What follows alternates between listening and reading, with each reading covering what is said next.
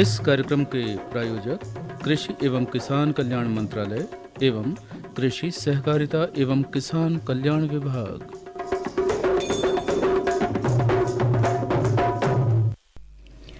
श्रोताओं, शादी समारोह हो या फिर पर्व त्योहार, वर्तमान में हम देख रहे हैं कि डीजे का चलन बेहद ज्यादा बढ़ गया है।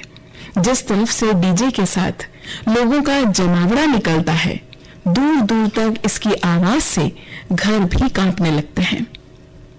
और कुछ ही दिन पहले एक खबर सुनने में भी आई थी कि डीजे की आवाज से एक लड़की ने अचानक दम तोड़ दिया।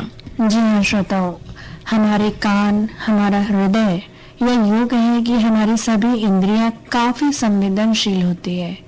ज्यादा रोशनी, ज्यादा तीखी आवाज, कठोर गंध, ज्यादा तीखापन हमारी इंद्रियां सहन नहीं कर पाते। हमारे शरीर का नर्वस सिस्टम किसी भी चीज से अति से भी ज्यादा अनियंत्रित हो जाता है, यानी कि इसका संतुलन बिगड़ जाता है। जी हाँ श्रोताओं, घर के सामने से जब डीजे के साथ शोरगुल होता है, लोग बेसुध होकर नाचते गाते हैं, तो जब तक ये रेला आगे नहीं बढ़ जाता है, वहां उपस्थित सभी लोग, जिनमें बुजुर्ग और बच्चे भी होते हैं, काफी परेशान होते हैं। तो श्रोताओं, हम ऐसी चीजों का इस्तेमाल क्यों करें जो हमारे सभी के लिए शारीरिक और मानसिक स्वास्थ्य को नुकसान पहुंचाता है। क्यों न ऐसे काम के पर्दों को, हृदय को नुकसान पहुंचाने वाली डीजे के इस्तेमाल की जगह हम मधुर संगीत सुने जो हमारे मन को भाए, जो न सिर्फ संगीतमय माहौल का खुशनुमा वातावरण निर्मित करता है, बल्कि ऐसे संगीत आसपास के लोगों को भी खुशियां प्रदान करते हैं, है ना कविता? जी। लोग कान बंद करके बैठते नहीं हैं, बल्कि इन गीतों को सुनना पसंद करते हैं। जी हाँ श्रोताओं, इन सभी पहलुओं पर हम सभी को मिलकर अमल करना होगा, तभी ये बातें लागू हो सकेंगी। और हम सभी मिलकर इस बात पर गौर करेंगे। इसी आशा के साथ में आइए स्वागत करते हैं आप सभी का आज के किसानवाड़ी कार्यक्रम में, और सभी को कविता साहू और शिवानी श्रीवास्तव की राम राम। आइए श्रोताओं, आज के क्रमों के बारे में आपको बता दें। आज की बात का विषय है प्लास्टिक मल्चिंग से प्याज की उन्नत खेती। चर्चा हम करेंगे वर्मी कंपोस्ट बनाने की तकनीक और उचित समय इस विषय पर। मेहमान क्रम में आज हमारे साथ हैं ग्राम रोहना ढाना, जिला छिंदवाड़ा के श्री योगेश माहुरे। वर्मी कंपोस्ट बनाने, इसके उपयोग और उसके व्यवसाय के संबंध में सुनेंगे कविता साहू के साथ इनकी भेंटवार्ता। श्रोताओं, आज संकष्टी गणेश चतुर्थी है, तो आप सभी को दिन विशेष की हार्दिक शुभकामनाएं।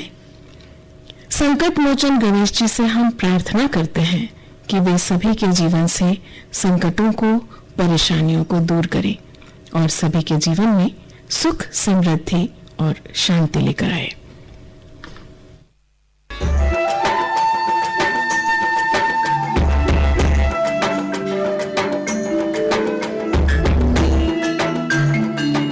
मैंने 2015-16 से ऑयल पाम की खेती की है और इससे पर्यावरण को कुछ नुकसान है ही नहीं। और इनका जो पेड़ पौधा होता है, इनसे हम मल्चिंग भी यूज करते हैं और इनका यूज से हम काफी सारा जमीन में नमी लेते हैं। और इनके अंदर इंटरक्रॉप जो है, जो कपास वगैरह लगाते हैं, तो हम डबल गुनाई लेते हैं और अच्छा रहता है।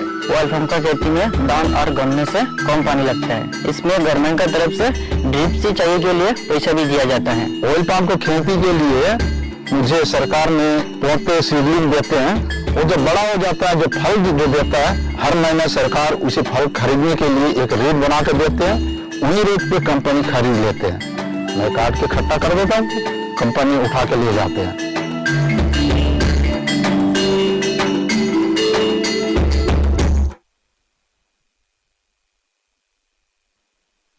और आइए संदेश के बाद जुड़ते हैं हम आज की बातचीत के साथ, जिसमें हम विषय ले रहे हैं प्लास्टिक मल्चिंग से प्याज की उन्नत खेती।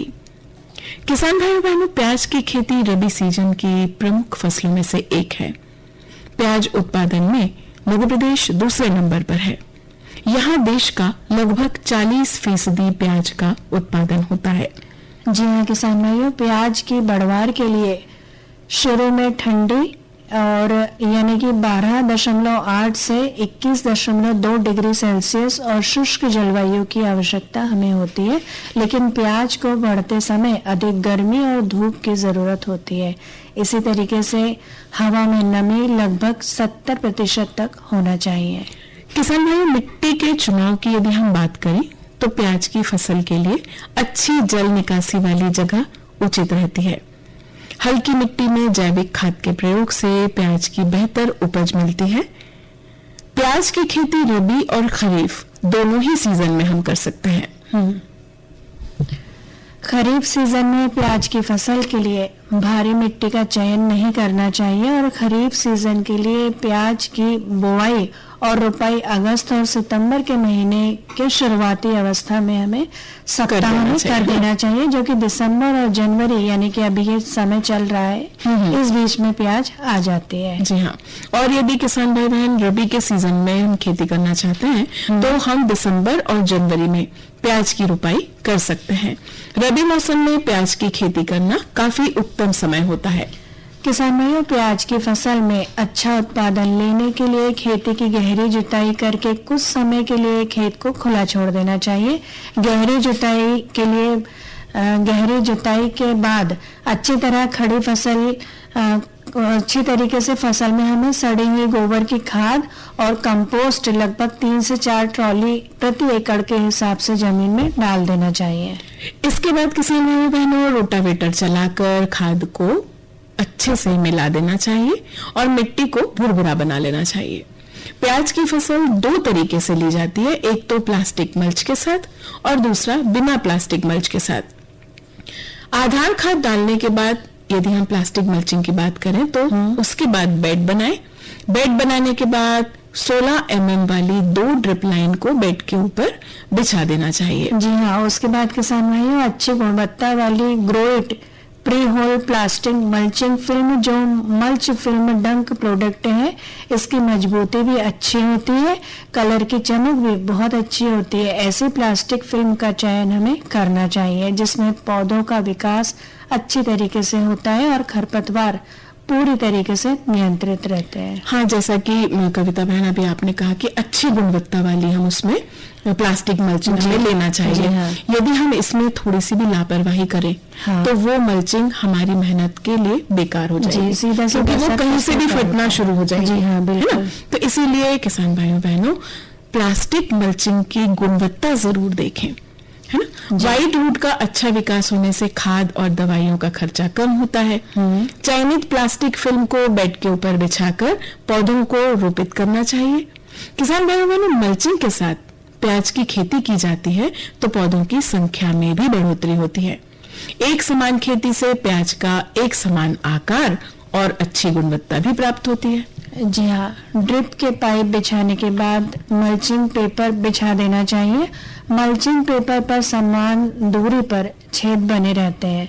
मल्चिंग पेपर को तान कर बिछाने के बाद बाजू से मिट्टी से पेपर को दबा देना चाहिए अच्छी तरीके से, ताकि वो उठे ना, है ना। हाँ, जगह से हिले ना और उड़ ना सके। जी हाँ।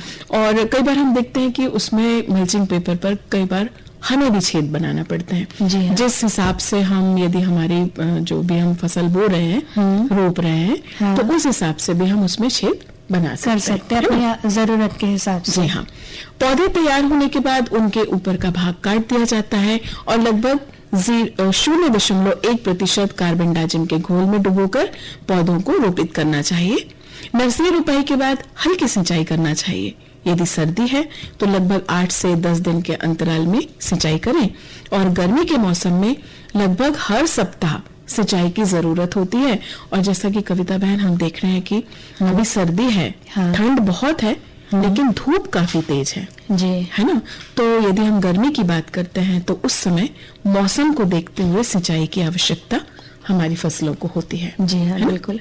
किसान भाइयों, जिस समय प्याज का कंद बढ़ रहा हो उस समय सिंचाई जल्दी करना चाहिए, क्योंकि पानी कम होने से कंद अच्छी तरीके से बढ़ नहीं पाते हैं। प्याज की फसल के लिए ड्रिप द्वारा सिंचाई सबसे अच्छी मानी गई है।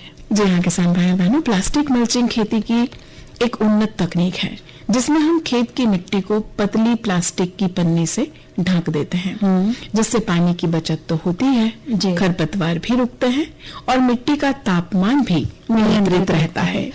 इससे फसल की पैदावार भी बढ़ती है। किसान भाइयों, खासकर सब्जियों और फलों के लिए ये विधि बहुत ही प्रभावी है। ये नमी बनाए रखने में, कीटों से बचाने में और मिट्टी की उर्वरा शक्ति को फसल के काम में लाने के लिए मदद करती है, जिससे कि खेती की लागत भी घटती है। हाँ, और साथ ही उपज में वृद्धि होती है। हाँ, वृद्धि होती है, जिससे उत्पादन लाभ काफी होता है हमारे किसान भाइयों बहनों को। किसान भाइयों, पौधों की तने सूखने पर प्याज के पत्तों की हम देखते कटाई करते हैं। पहले मल्चिंग पेपर को इकट्ठा किया जाता है, बाद में फिर प्याज को इकट्ठा किया जाता है। प्लास्टिक मल्चिंग से प्याज की फसल की कटाई सरल हो जाती है। प्याज के कंदों को खुरपी की सहायता से उखाड़ना नहीं पड़ता है ना, क्योंकि मल्चिंग के कारण मिट्टी में नमी बनी रहती है। जी हाँ किसान भैया, प्लास्टिक मल्चिंग से प्रति एकड़ पौधों की संख्या भी बढ़ जाती है और पौधों की संख्या बढ़ने से उत्पादन भी लगभग 30 से 50% तक हमें बढ़ा हुआ मिलता है और पौध गलन रोग भी नहीं होता है और कम समय में फसल तैयार हमारी पककर हो जाती है ना। और प्याज में एक जैसी चमक और रंग भी आता है और पौधों की वृद्धि के लिए अनुकूल वातावरण भी तैयार हो जाता है। मिट्टी से पानी का वाष्पीकरण नहीं होता है, पौधों की जड़ों का विकास अच्छी तरह से होता है और जैसा कि हमने अभी कविता बहन कहा कि मल्चिंग के कारण मिट्टी में नमी बनी रहती है, तो हम प्याज को आसानी से निकाल सकते हैं। उसमें खुरपी की आवश्यकता हमें नहीं पड़ती है। जैसा कि अभी हमने कहा कि उसमें नमी भी बनी रहती, मिट्टी में पानी की काफी बचत होती है ना। पानी का वाष्पीकरण मल्चिंग के कारण नहीं होता है। हाँ। मिट्टी कड़क नहीं होती है और प्याज टूटते भी नहीं। बिल्कुल। खरपतवार से बचाव होता है, निराई गुड़ाई का खर्चा कम हो जाता है जी। साथ ही प्याज की भंडारण क्षमता भी बढ़ जाती है। तो ये थी हमारी आज की बातचीत, जिसमें हम बात कर रहे थे प्लास्टिक मल्चिंग से प्याज की उन्नत खेती इस विषय पर। और आइए फिर जुड़ते हैं हम मनोरंजन के साथ और सुनते हैं ये देवी गीत।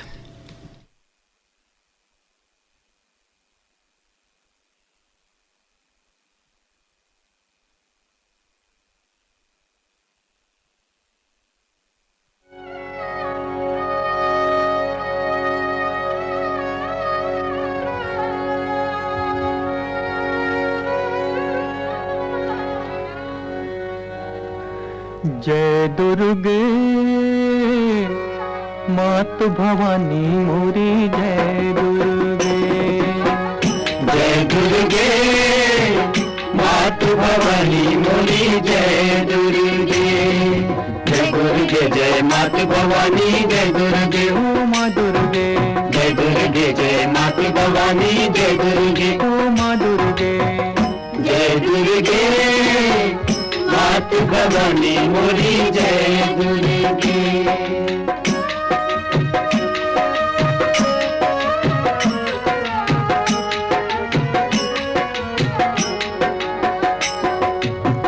अगणित रूप तुम्हारे श्यामा, माँ गौरी ब्रह्माणी। अगणित रूप तुम्हारे श्यामा, माँ गौरी ब्रह्माणी। शक्ति स्वरूपा रूप अनूपा, शक्ति स्वरूपा रूप अनूपा।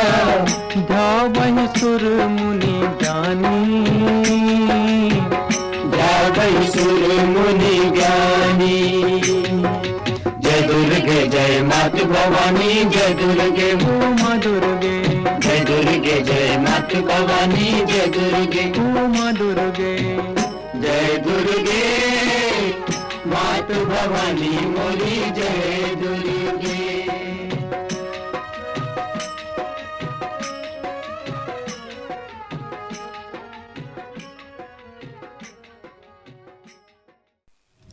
अभी आप सुन रहे थे रुद्र दत्त दुबे की आवाज में ये देवी गीत। और आइए अब जुड़ते हैं आज के मेहमान क्रम के साथ।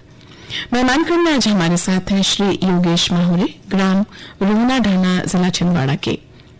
वर्मी कंपोस्ट बनाने, उसका उपयोग और उसके व्यवसाय के संबंध में आइए सुनते हैं इनकी भेंटवार्ता। बातचीत कर रही हैं इनके साथ कविता साहू। सभी किसान भाइयों और बहनों को कविता बहन की राम राम। और आज के किसानवाड़ी कार्यक्रम में मेहमान क्रम में अपने साथ मौजूद है योगेश माहौरे भैया, जो कि रोहना ढाना जिला छिंदवाड़ा से हैं। योगेश भैया, आपको हमारी राम राम। राम राम मैडम। योगेश भैया, आप हमसे अभी केचुआ खाद यानी कि वर्मी कंपोस्ट के संबंध में बात करने जा रहे हैं। तो सबसे पहले हम आपसे ये पूछना चाहेंगे कि आप केचुआ खाद कब से बना रहे हैं और उपयोग में ला रहे हैं?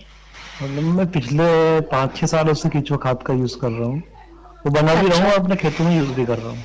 वर्मी कंपोस्ट यानी कि केचुआ खाद के लिए उत्पादन के समय में आप केचुए बाहर से लाते हैं या फिर स्वयं उत्पादित करते हैं? मैडम, पहली बार बनाने के लिए मैंने केचुए तो बाहर से लिए थे, बाकी अब कंटिन्यू चालू है तो घर पे ही केचुए हैं और मैं दूसरे लोगों को बेचता हूँ। चलिए, ये तो बहुत अच्छी बात है। वर्मी कंपोस्ट खाद बनकर तैयार हो जाती है?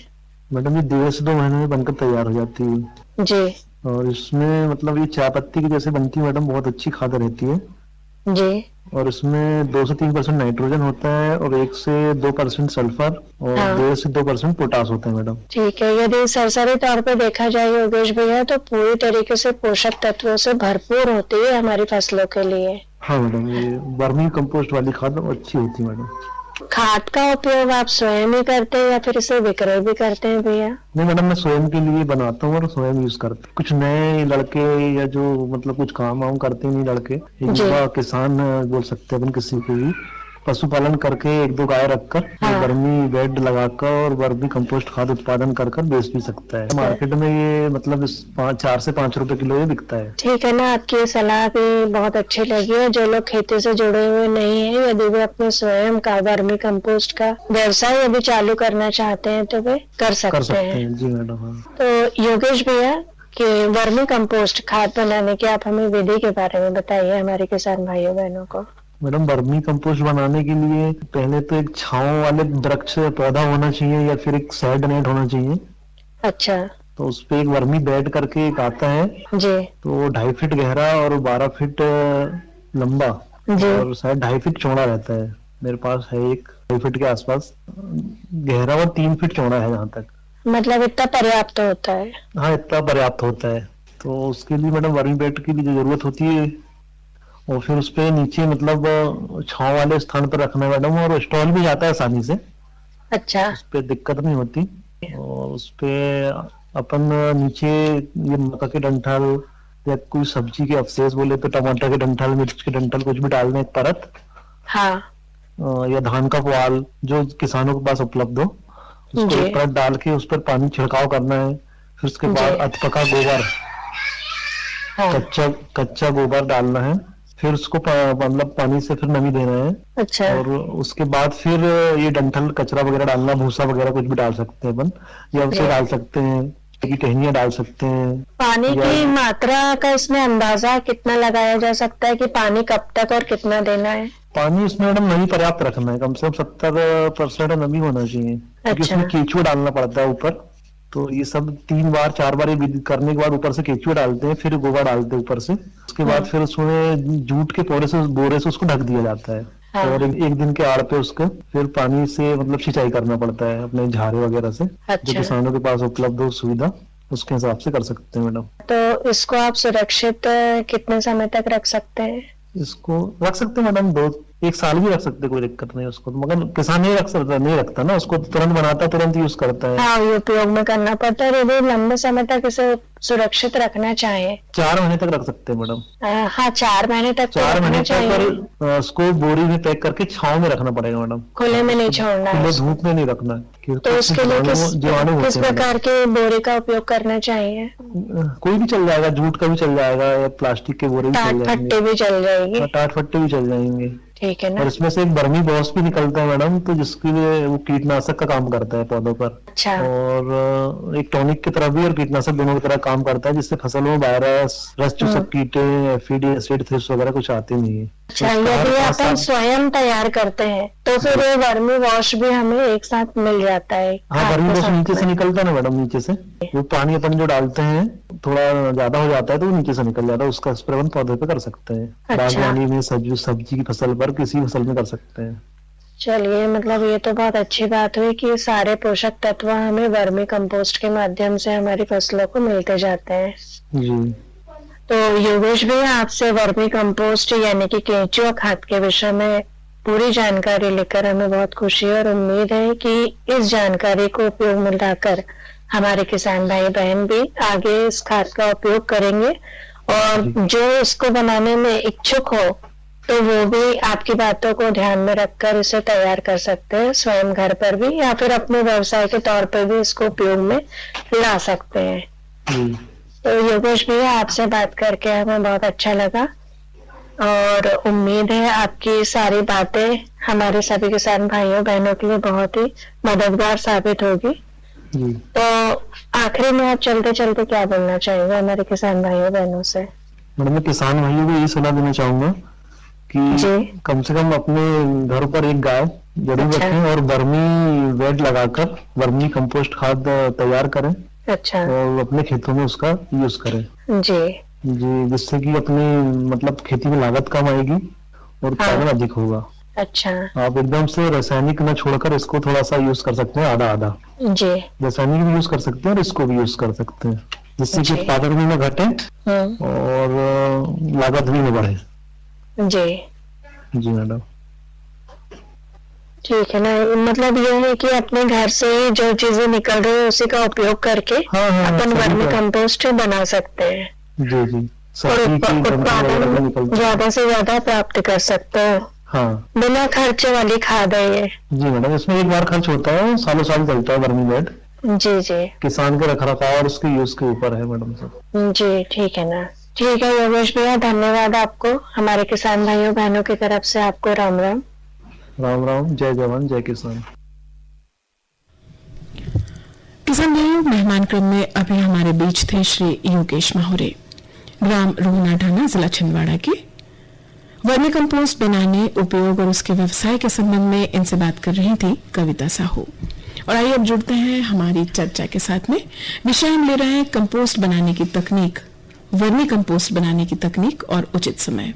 किसान भाइयों, भूमि की उपज शक्ति बनाए रखने के लिए प्याज आज के समय में सघन खेती के युग में प्राकृतिक खादों का प्रयोग बढ़ रहा है और इन प्राकृतिक खादों में गोबर की खाद, हरी खाद और कंपोस्ट मुख्य रूप से माने गए हैं। ये खादें मुख्य तत्वों के साथ साथ अन्य मुख्य तत्वों से भी भरपूर होती है। सभी खादों में वर्मी कंपोस्ट बनाना आसान भी है और ये पोषक तत्वों से भरपूर होते हैं। वैसे भी केंचुओं को किसान भाइयों का मित्र कहा जाता है। केंचुआ खाद तैयार करके खेतों में प्रयोग करने से केंचुओं की संख्या में खेतों में उनकी संख्या को हम बढ़ा सकते हैं, जिससे भूमि सुधार और टिकाऊ खेती को बढ़ावा दिया जाता है। और वैज्ञानिकों ने केंचुओं को मिट्टी की आंत कहा है। उनके अनुसार एक टन किसी भी उपजाऊ मिट्टी की ऊपरी आधा इंच मिट्टी का निर्माण केंचुए के द्वारा ही किया जाता है हर साल लगभग। किसान भाइयों, वर्मी कंपोस्ट में पाए जाने वाले सभी तत्व पानी में घुलनशील होते हैं और पौधों को तुरंत प्राप्त होते हैं। गुणवत्ता की दृष्टि से वर्मी कंपोस्ट एक संपूर्ण खाद है। वर्मी कंपोस्ट बनाने की सामान्य विधि में क्षेत्र का आकार आवश्यकता के हिसाब से रखा जाता है और ये विधि छोटे किसानों के द्वारा भी अपनाई जा सकती है। जी हाँ, अच्छी गुणवत्ता के केंचुए खाद बनाने के लिए सीमेंट और ईंटों से पक्की क्यारियां बनाई जाती हैं, जिसे वर्मी बेड के माध्यम से बनाया जाता है। और क्यारियों को तेज धूप और बारिश से बचाने के लिए, अंधेरा बनाए रखने के लिए छप्पर और चारों ओर से हरे नेट से या फिर बांस की टट्टियां जो होती है उनसे ढका जाता है। क्यारियों को भरने के लिए पेड़ पौधों की पत्तियां, घास, सब्जी और फलों के छिलके और साथ ही गोबर का चयन किया जाता है। इन पदार्थों को क्यारियों में भरने से पहले ढेर बनाकर लगभग 15 से 20 दिन तक सड़ने के लिए रखा जाना आवश्यक होता है। जी हाँ, इस मिश्रण पर बीच बीच में पानी छिड़का जाता है जिससे कि 15 से 20 दिनों के बाद में कचरा अधगले रूप से आ जाता है और ऐसा केंचुए के लिए बहुत ही अच्छा भोजन माना जाता है। ये अधगले कचरे को क्यारियों में लगभग 50 सेंटीमीटर ऊंचाई तक भर दिया जाता है। कचरा भरने के 3 से 4 दिन बाद पत्तियों की क्यारियों में केंचुए छोड़ दिए जाते हैं और पानी छिड़ककर हर क्यारी को गीली बोरियों से ढक दिया जाता है। किसान भाइयों बहनों, 1 टन कचरे से लगभग 0.6 से 0.7 टन केंचुआ खाद प्राप्त हो जाती है। केंचुआ खाद में यदि हम विभिन्न पदार्थों की मात्रा की बात करें तो इसमें 60% कूड़ा करकट, 30% गोबर और 10% खेत की मिट्टी की परत होती है। नीचे कड़वी या फिर लंबी तूड़ी की एक पतली परत फैलाकर उसके ऊपर एक 5 से 6 सेंटीमीटर मोटी गोबर की परत और फिर 3 से 4 सेंटीमीटर मिट्टी की परत फैलाते हैं। गर्मी के दिनों में 2 से 3 बार, बरसात और सर्दी में आवश्यकता के हिसाब से इसमें पानी देना जरूरी होता है। किसान भाइयों बहनों, वर्मी कंपोस्ट की ऊपरी परत 30 से 35 दिनों में तैयार हो जाती है और पूरी परत लगभग 70 से 90 दिनों में पककर तैयार हो जाती है। खाद बनने के बाद इसमें पानी छिड़कना बंद कर दिया जाता है और सूखी कंपोस्ट को इकट्ठा कर लिया जाता है। केंचुए नमी में रहना पसंद करते हैं, इसलिए जब कंपोस्ट सूखती है तो केंचुए नीचे की नम सतह पर चले जाते हैं। जब दोबारा उसी स्थान पर कंपोस्टिंग पदार्थ रखा जाता है तो केंचुए दोबारा ऊपर आकर कंपोस्टिंग करना शुरू कर देते हैं। हाँ, इस तरह कंपोस्टिंग पदार्थ में केंचुए मिलाने की आवश्यकता नहीं होती है। किसान भाइयों बहनों, यदि बड़ी मात्रा में हमें वर्मी कंपोस्टिंग बनाना है तो इसके लिए हम चक्रीय 4 हौद विधि का चुनाव कर सकते हैं, जिसमें चुने गए स्थान पर 12 बाई 12 यानी कि 2.5 फीट का गड्ढा बनाकर तैयार किया जाता है। ऊंचाई, लंबाई और उसकी गहराई के हिसाब से बनाते हैं, है? जी हाँ। जिसमें 4 बराबर भागों में उसे बांट दिया जाता है। ईंट की दीवार से उन्हें विभाजित किया जाता है और उसमें छोटे छोटे छेद छोड़े जाते हैं ताकि केंचुओं और हवा की आवाजाही उसमें बनी रहे।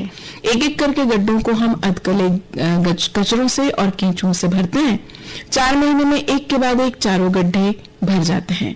इस समय तक पहले गड्ढे की खाद बनकर तैयार हो जाती है। इस तरह एक के बाद एक गड्ढे से हम लगातार खाद ले सकते हैं और इस विधि से 1 वर्ष में एक गड्ढे से एक बार में लगभग 10 क्विंटल कचरा भी भरा जाता है, जिसमें कि एक बार में लगभग 7 क्विंटल खाद बनकर तैयार हो जाती है। किसान भाइयों, जब हम जैविक खेती की बात करते हैं तो जैविक खेती का प्रमुख जरिया वर्मी कंपोस्ट है। ये थी हमारी आज की चर्चा, जिसमें हम बात कर रहे थे वर्मी कंपोस्ट बनाने की विधि। आइए जोड़ते हैं फिर मनोरंजन के साथ।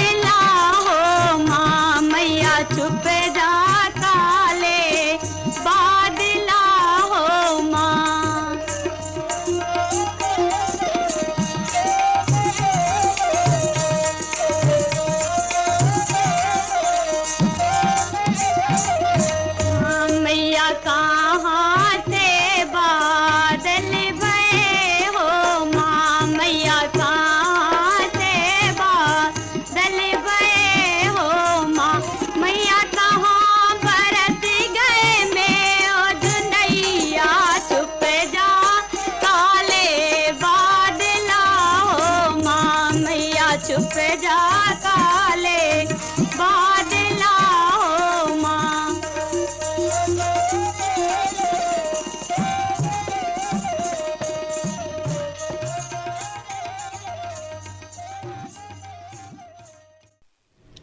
श्रोताओं, इन्हीं क्रमों के साथ और फिर एक बार संकट गणेश चतुर्थी की ढेर सारी शुभकामनाओं के साथ आज के लिए विदा। मैं शिवानी श्रीवास्तव और मैं कविता साहू आप सभी से कहते हैं राम राम, जय जवान, जय किसान।